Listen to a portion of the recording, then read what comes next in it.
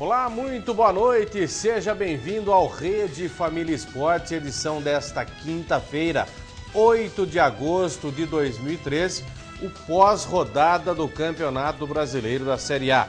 Todas as quintas-feiras nós comentamos sempre o que foi a rodada do dia anterior da quarta-feira, repercutindo gols, repercutindo a competição em si, a classificação, os jogos que aconteceram e os lances mais polêmicos dos principais jogos de mais uma rodada do Campeonato Brasileiro. E hoje, quinta-feira, eu tenho a satisfação de receber mais uma vez o Wagner Veloso, que é o nosso comentarista, e vai também dar o seu boa noite, uma pitadazinha nos principais jogos do Campeonato Brasileiro. Uma rodada com muitos empates, Veloso. Boa noite. Boa noite, Guina. Boa noite a você em casa.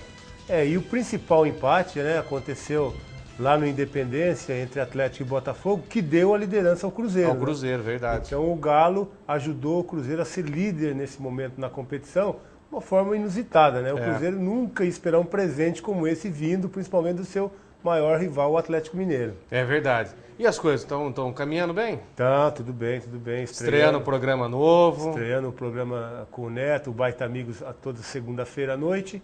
E estamos trabalhando, que é importante, né, Guilherme? Isso é bom. Uma nova fase da carreira, isso é interessante, é muito bom também. E o Veloso vai começando a saber como é que é esse mundo da comunicação. Após longa data, né, jogando e agora cornetando os jogadores. É uma profissãozinha que não é fácil não, né, cara? Muitas vezes a maioria dos jogadores que ainda estão lá são amigos.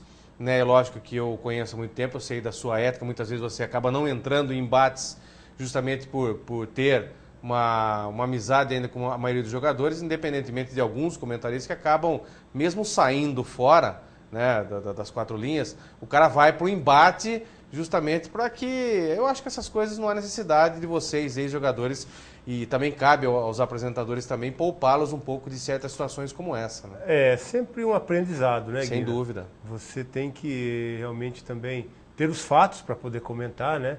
E não ficar falando sobre o que você não tem um fato para dizer. E também a trajetória que eu queria dizer, né? Eu saí do campo, fui para a lateral como treinador e agora estou chegando nas cabines lá em cima, né? É um caminho inevitável, né? Muitas vezes acabam pulando essa fase do treinador, que também fica como vidraça, né? Você sai da vidraça como jogador, vai para a vidraça como treinador e depois você passa a ser a pedra. E aí é muito mais fácil ser a pedra, lógico que todo mundo gostaria de ser pedra num caso como esse. Mas muitos acabam pulando até por não ter uma competência e não querer também ser treinador, porque treinador também é uma profissão complicadíssima. Se você não tiver o feeling para ser treinador no dia a dia ali, comandar os jogadores, é uma profissãozinha mardita também, não? É muito difícil realmente, eu gosto muito também, mas é muito difícil. E principalmente você trabalhando em clubes que não te dão o mínimo, né, de condições de trabalho,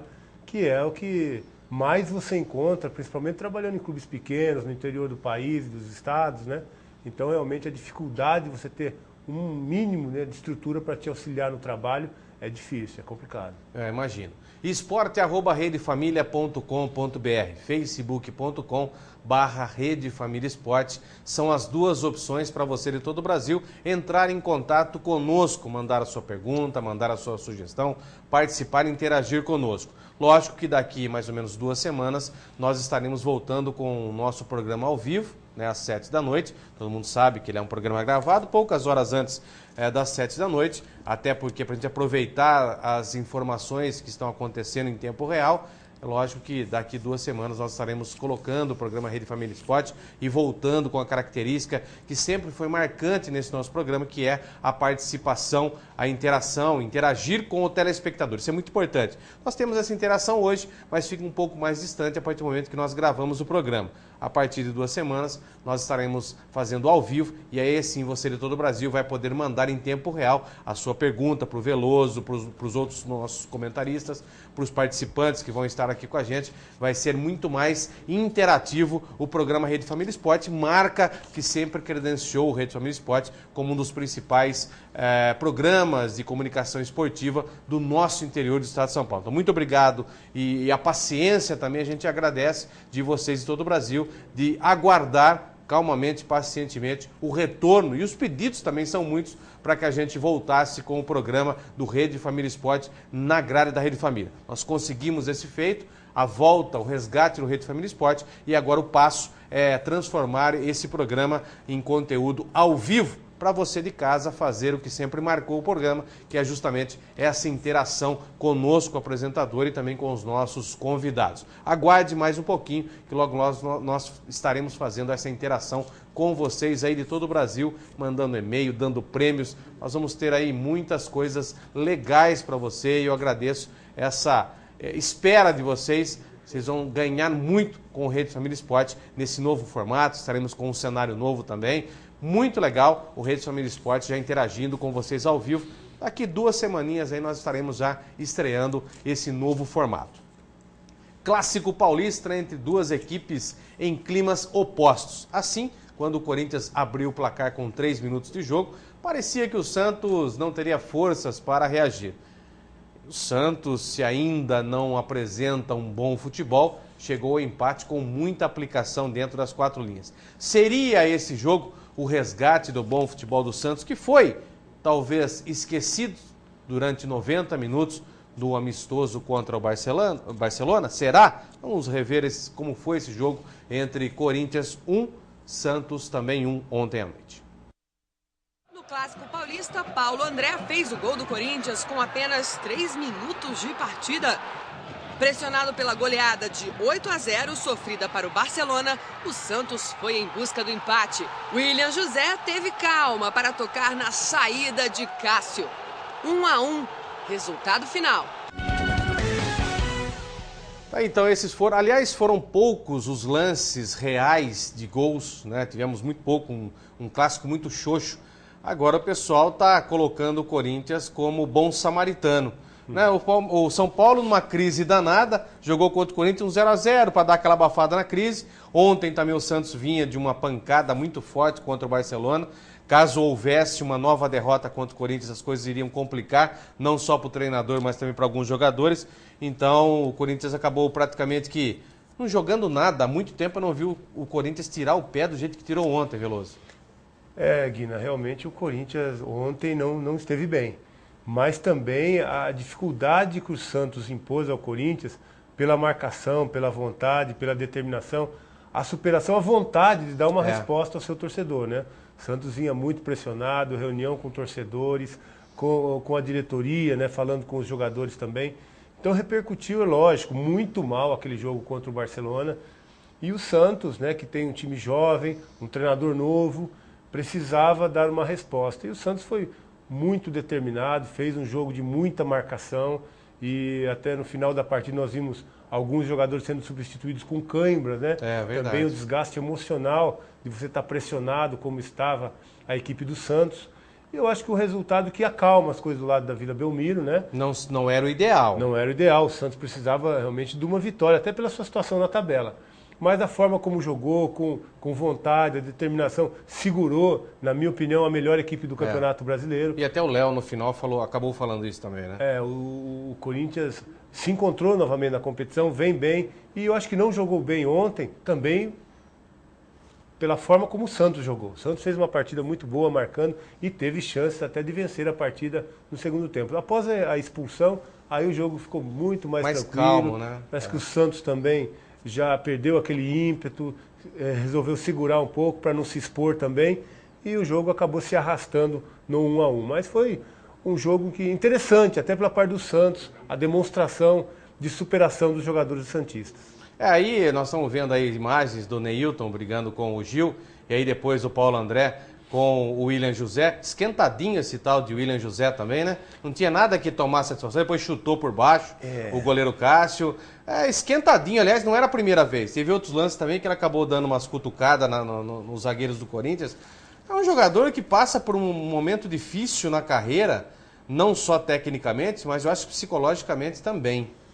E desnecessário, mas também eu acho que a primeira intenção dele foi proteger o Neilton, que estava sozinho no meio dos corintianos. Mas ele estava quietinho, tranquilo ali, nenhum deles estava. Era ele e o Gil. Ele, o Gil isso. E o Paulo André chegando por ali, o Ralf também. E a intenção, mas ele deveria ter tirado o Neilton dali. Né? Eu também chega e tira o cara dali, né? O mesmo árbitro, viu, Guina, poderia ter intervido logo no início da confusão. Então, faltou, eu acho que pulso pro árbitro. Com certeza, afastava os dois ali, o Neilton e o Gil, cartão amarelo cada um. Já apaziguava tudo isso. Ele resolveria o problema. Eu acho que faltou um pouco de experiência pro árbitro, nesse momento aí, em que as coisas estavam apenas começando, dele intervir.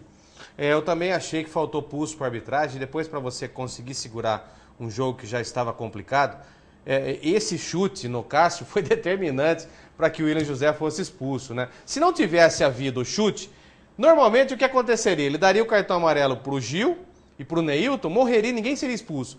Mas o chute por baixo foi o suficiente, do lado do árbitro, né? Por isso que eu falo que às vezes o jogador ele não mede as consequências dos seus atos. Pô, o árbitro está do lado, então espera um pouquinho, ou não há necessidade de dar o chute. Mas eu sinto que não só nesse jogo, mas em muitos outros jogos, eu sinto o centroavante do Santos, diferentemente daquele William José que eu conhecia há muito tempo atrás. Um jogador que psicologicamente é abalado. Não sei se por essas fases que vem o clima tendo. Do jogo era tenso, então, né? Por tudo até que pela aconteceu. parte que ele passou também dentro do São Paulo, não foi aproveitado, acabou tendo que sair do São Paulo, não digo pela porta dos fundos, mas foi um jogador que simplesmente foi desprezado, né? E agora está tendo que buscar uma luz, um sol, né, diferente. Mas do jeito que está indo aí, não sei não se vai acontecer do jeito que ele imaginava. Eu sinto um jogador muito desequilibrado. Realmente poderia ter prejudicado a sua equipe, principalmente se ele fosse sozinho expulso, né? Então. Porque o árbitro também, eu acho que uma forma até de compensar, tirou o Paulo André também. Porque a princípio, o único expulso seria ele. Que agrediu. Que agrediu do lado do árbitro, né? Prejudicaria muito mais o Santos, né? Uma atitude como essa dele, impensada, e o Santos que vinha fazendo uma partida boa, uma partida contra um time muito difícil, e jogar contra 10 contra o Corinthians muito difícil segurar. Aí era suicídio. Eu também acho. Mas foi até que um jogo, se não foi tecnicamente bom de se assistir, mas pelo menos compensou com a raça, com a vontade dos jogadores. Vamos ver o que o comandante corintiano falou após o clássico de ontem. Mas o emocional trouxe para o jogo o seguinte: o Corinthians, e talvez eu concordo na observação que fez antes, talvez, e eu coloquei no intervalo, o gol que tenha feito logo, baixou a guarda. Eu digo, parece que ficou ruim para nós.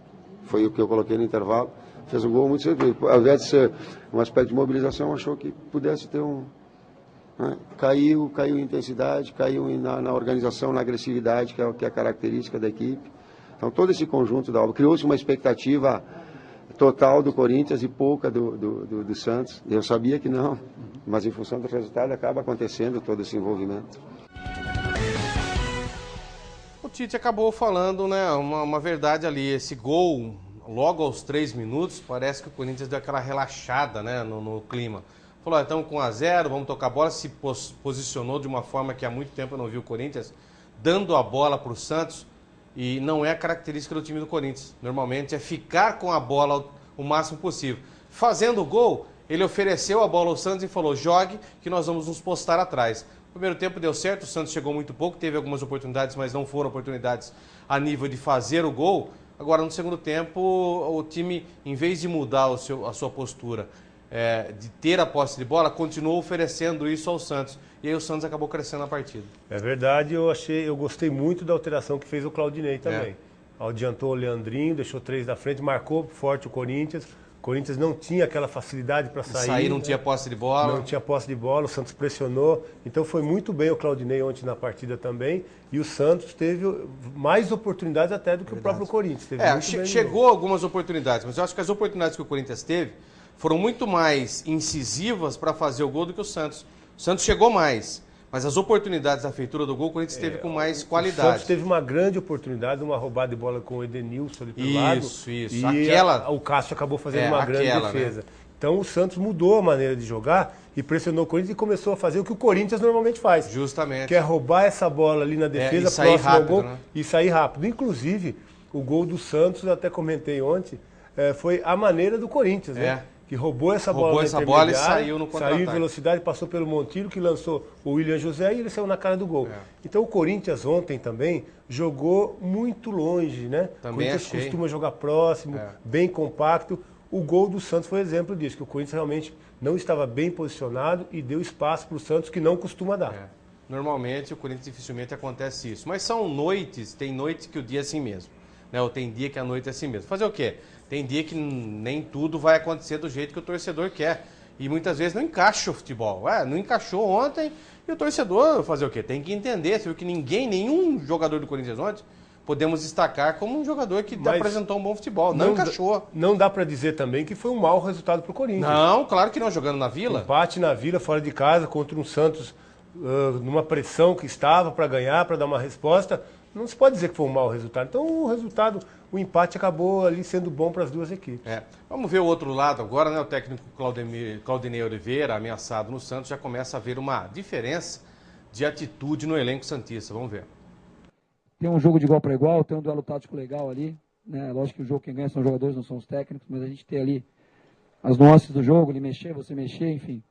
Para mim é um prazer incrível enfrentar um cara que é o Tite e é um prazer incrível fazer bem o meu trabalho e ver minha equipe jogando um bom futebol. Enfim, esperando a definição, né? Por um lado, por outro, a gente espera uma definição, como vocês esperam, mas com paciência, né? Eu não vou atropelar ninguém, não vou atropelar a decisão de ninguém. Sou uma pessoa bem centrada, bem tranquila, sei do meu potencial, então, por saber do meu potencial, eu acho que não preciso ter pressa, eu acho que as coisas vão vir naturalmente. O Veloso, pode ser até que eu esteja enganado, mas eu acho que o Santos merece um treinador de um pouquinho mais de qualidade num momento como esse. O Claudinei ainda está muito verdinho para assumir esse elenco do Santos. Mas sabe o que eu acho, Guina? Eu acho que o trabalho dele hoje, ele tem a cara do Santos. Porque ele está trazendo jogadores que ele conhece da base, montando equipe. O Santos não está em condições de armar um super time. E por mas isso... não está em condições por quê?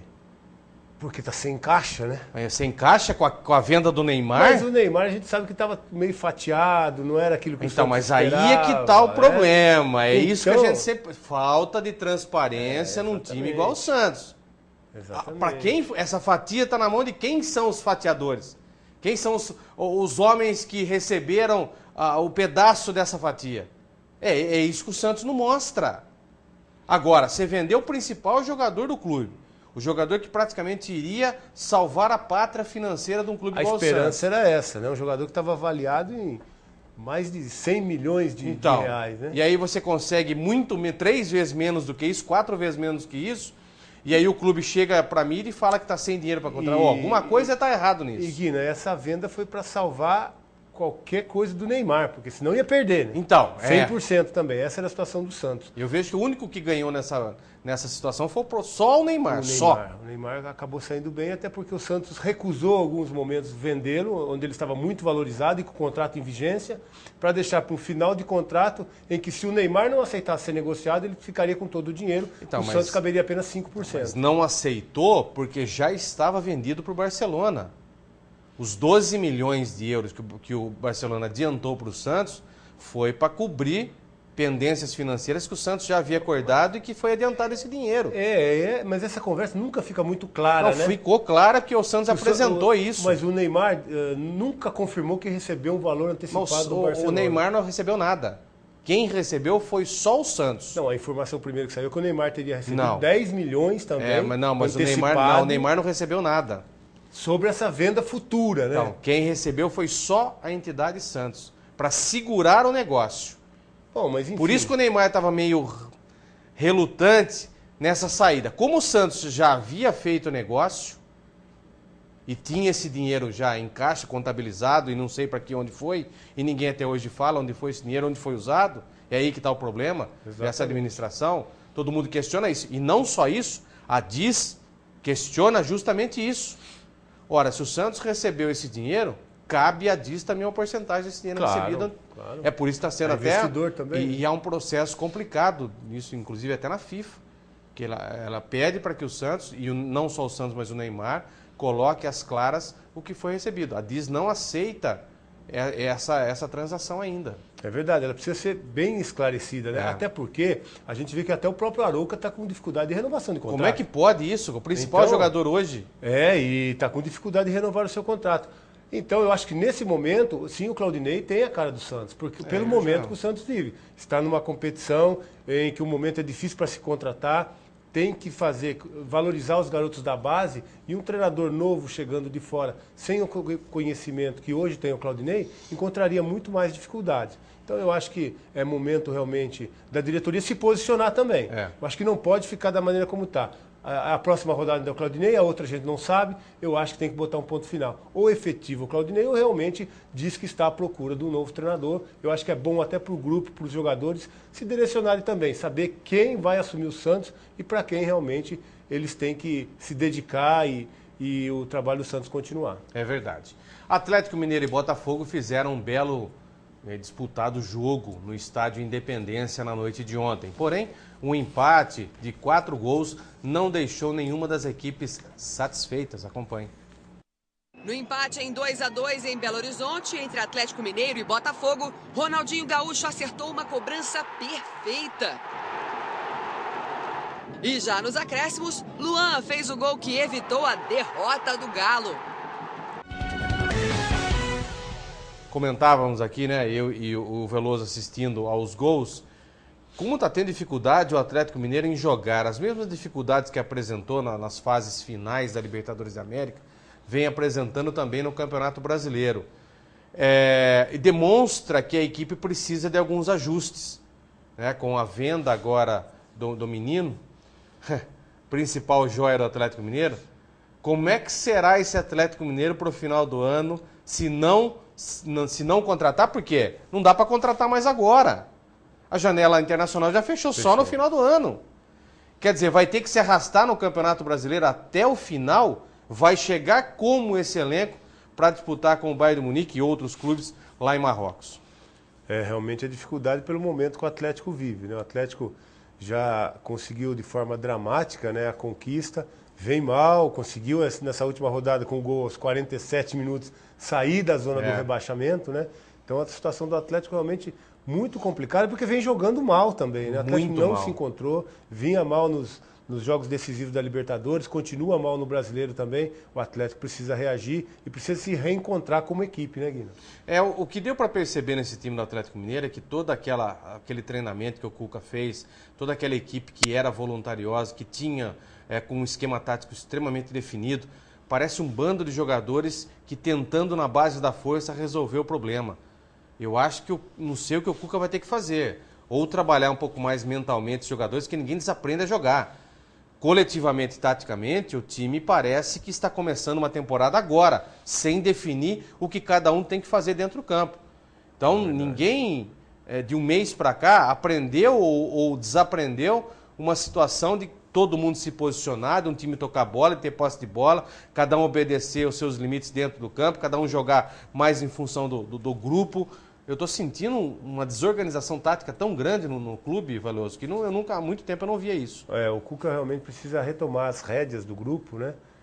E começar a cobrar. Eu acho que essa fase de comemoração da vitória, né, já passou. O Atlético precisa estar mais focado, mais determinado e entrar na competição, né? Porque até precisa dessa competição para se reorganizar, para chegar forte no Mundial. O Atlético hoje vem na rabeira do campeonato desde o início. Desde o início. Né?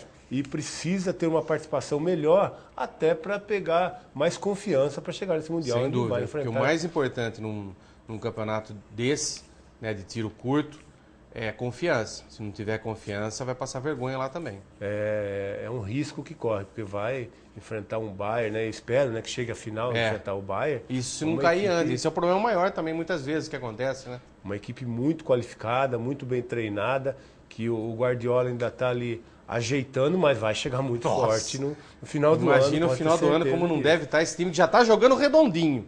Você imagina no final do ano como não deve estar o Bayern de Munique. No meio da temporada. Meu Deus. Vamos ver o que o comandante do Fogão falou após o empate diante do Galo.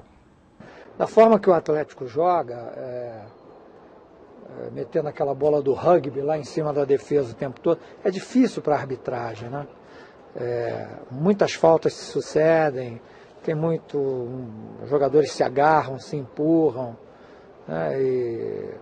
Por exemplo, no lance da falta, enquanto ele tentava corrigir uma situação aqui, os caras avançaram 20 metros, botaram a bola no meio do campo e ele não viu, coitado, não percebeu isso. Quer dizer, a bola percorreu uma distância muito menor, o que causou um dano muito maior para a nossa marcação. Essas coisas acontecem, nós temos que, como eu já falei, procurar solucionar para na próxima partida estarmos em condições de jogo. Então, o técnico Oswaldo, ontem eu mostrava a escalação dos dois clubes no Plasma, ontem, e eu falava a respeito disso. Eu falei assim, o Oswaldo tem uma grande possibilidade de vencer o Atlético. O Atlético vai entrar no esquema com 3 atacantes, né, com o Jô, com o Tardelli, com o Luan. Vai dar muito espaço no meio de campo e o Botafogo concentrado com 5 no meio. E quase que aconteceu isso que eu falei, porque no jogo em si, o Botafogo dominou o meio campo do Atlético.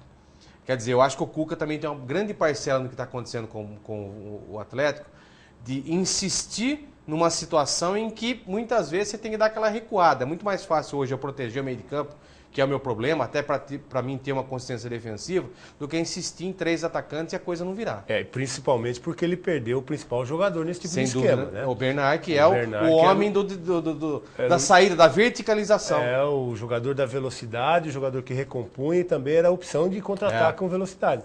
Então o Cuca tem que repensar taticamente o Atlético. E o Oswaldo deu uma cutucadinha no Cuca ali, então, né? Falando que o time só joga com bola longa, quer dizer, não trabalha a bola. Eu comentei isso ontem. A bola não está mais passando pelo meio. Então, todo mundo já está sabendo, e nós comentaristas que vivenciamos isso, nós estamos vendo isso. Quer dizer, é impossível um treinador da capacidade do Cuca não está enxergando a mesma coisa que nós de fora estamos enxergando. Ou seja, a bola não passa mais pelo meio. Se você tem uma dificuldade como essa da bola não passar mais pelo meio, alguma coisa está errado. Então, por que não concentrar as atenções no meio de campo, que é o problema, o lugar onde está gerando os problemas do Atlético? Com certeza o Cuca vai ter que repensar, né? Porque perdeu a sua jogada aguda com o Bernard, o Oswaldo ganhou o meio de campo, né? Tendo os jogadores melhor posicionados e um número maior de jogadores ali também. E o Atlético ficou nessa bola longa que o Oswaldo aproveitou e deu uma cutucadinha no Cuca ali. O Atlético está me lembrando o São Paulo na perda do menino, que Lucas. Do Lucas, igualzinho. O Lucas era a válvula de escape, o jogador da verticalização do São Paulo. São Paulo, quando perdeu isso, perdeu o meio de campo, perdeu o ataque, e está acontecendo a mesma coisa com o Atlético Mineiro na perda do menino. Porque da mesma forma, os dois jogavam iguais. Lucas e o Bernard jogam da mesma forma. Isso está fazendo uma diferença tão forte para o Atlético Mineiro, da mesma proporção que fez a saída do Lucas para o São Paulo. E é importante que o Cuca repense e corrija isso o mais rápido possível, né? Porque o Atlético ainda briga lá embaixo. O Campeonato Brasileiro, a gente sabe que é um campeonato muito duro. O Atlético levava larga vantagem jogando Independência, já não consegue mais. Então o Atlético tem que se reorganizar e o Cuca não pode perder muito tempo, não. É verdade. O comandante Cuca também falou com a imprensa. Vamos ver. É um jogo muito intenso, um primeiro tempo muito corrido, de ambas as partes. O Botafogo com uma marcação muito forte, dobrada, às vezes até triplicada, né? Correndo muito. Saiu na frente de uma bola parada, escanteio, cabeceio. Nós tivemos que ter mais força ainda, mais esforço para poder empatar o jogo. Criamos algumas oportunidades e empatamos o jogo. E criamos pelo lado do campo, porque o meio estava muito congestionado, né? E o Botafogo se fechou bem, principalmente na segunda etapa, fez a intermediária, ficou bem atrás, você não tem como penetrar por dentro, né?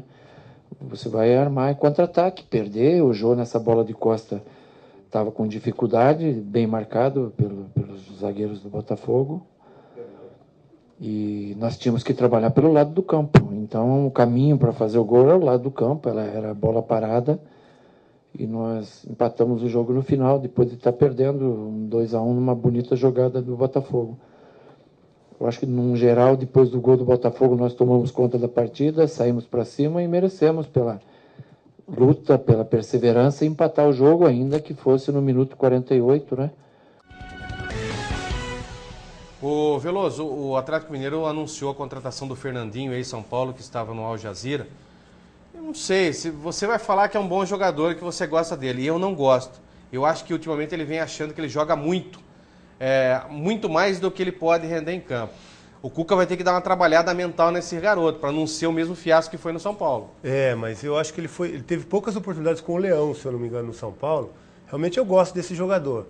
E o que eu queria te dizer, quando nós estávamos comentando, é que o Cuca vem fazendo muito bem esse trabalho de recuperar esses atletas que não deram certo em outras equipes. Tomara que então eu acho que ele tem todas as condições também de fazer com que o Fernandinho aproveite a capacidade que tem. Não, tem muita capacidade, mas psicologicamente eu acho que é um jogador ainda meio... É verdade, e se doe mais para o Atlético. O Atlético está precisando, é um jogador que pode sim se dar muito bem no Atlético e o Cuca tem um papel fundamental para que isso aconteça. Verdade, tomara que dê certo. Vamos ver os gols dos restantes dos jogos que movimentaram essa 12ª rodada do Brasileirão. Põe na tela.